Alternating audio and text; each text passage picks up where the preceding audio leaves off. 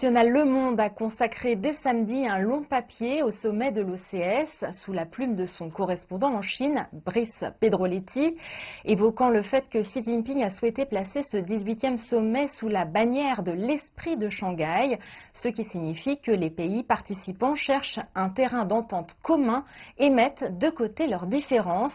Il pointe que ce sommet devrait servir de tribune au président iranien Hassan Rouhani et que les membres de l'organisation pourrait décider d'accélérer la procédure d'admission de l'Iran comme membre à part entière.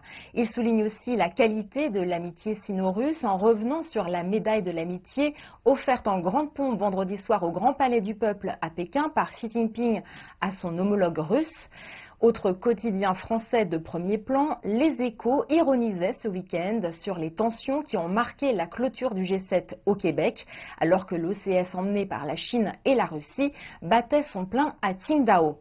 D'après le journal, Pékin et Moscou voient dans l'organisation de Shanghai un moyen de donner le change à l'influence des États-Unis et de l'OTAN et de citer des propos de Vladimir Poutine dans une interview donnée cette semaine à CGTN.